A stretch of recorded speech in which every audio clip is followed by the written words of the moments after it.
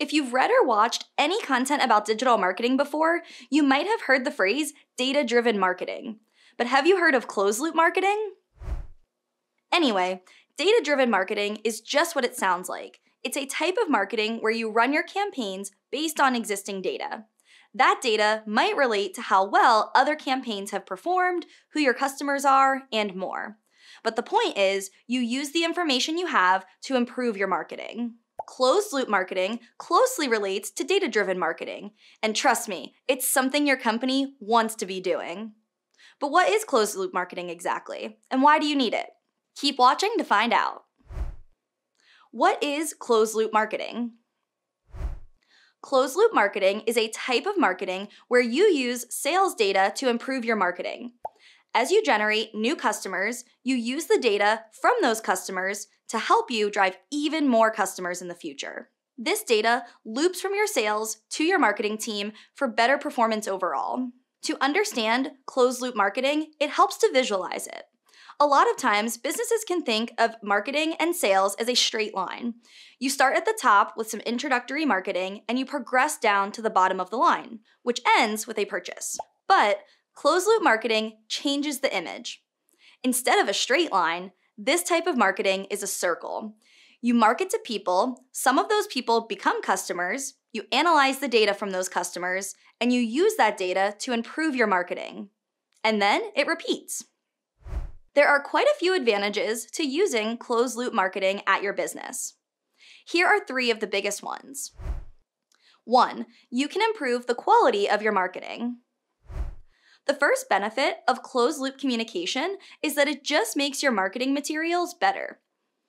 For example, let's say you've been running a few different email marketing campaigns. One of them is super professional, while another is more casual. Then, your sales team gets back to you about some of the people who saw those emails and then became customers.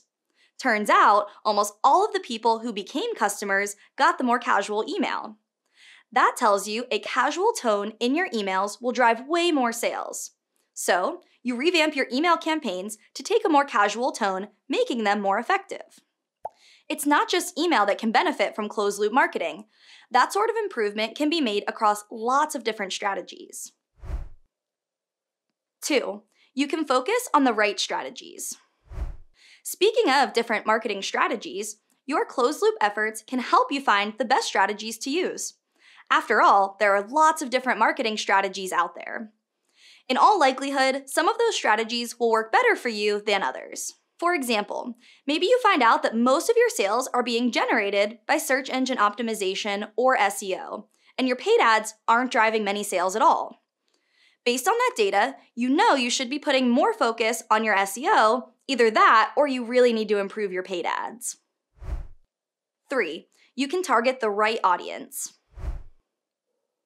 Another way closed-loop marketing is useful is that it helps you focus on the right audience.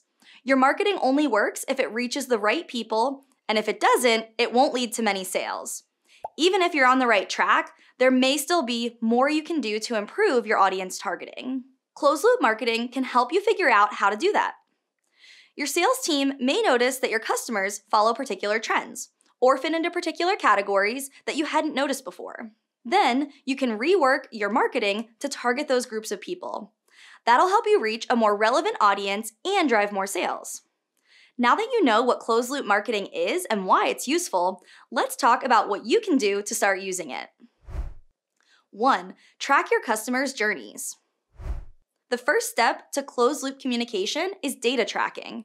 You have to track users' journeys through the marketing and sales funnels so that when people become customers, you can go back and look at how they got there. You basically want to look at any kind of interaction users have with your business. That might mean signing up for your email list, visiting your website from a paid ad, or downloading content from your website. You can use different tools to help you gather that data. One of the best tools to use is a customer relationship management platform, or CRM. CRMs, like our partner company Nutshell, are useful for gathering, storing, and analyzing customer data. 2, return feedback from your sales team to your marketing team. When people convert into customers, it's time to see how they got there. If you've done the first step, it means you've got plenty of data showing how all your customers progressed through the funnel. Your sales team should work with your marketing team to look for helpful trends and patterns. Maybe you'll see that companies of a certain size tend to buy from you more than others. Or maybe you'll find that your email marketing is driving more customers than any other strategy. Whatever it is, make sure that's something your sales and marketing teams learn. 3. Revise your marketing to drive more sales. As you learn new info about your customers, you should turn around and apply that info to your marketing campaigns. Maybe you're shifting your ad targeting to a more niche audience, or maybe you're adjusting your messaging. Whatever it is, take the time to improve your marketing based on what you've learned. From there, the whole process starts over, but each time it loops, your marketing will improve. The more times you complete the circle, the better your marketing will be and the more sales you'll drive.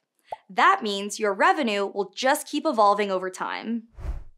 Now you know all the basics of closed-loop marketing.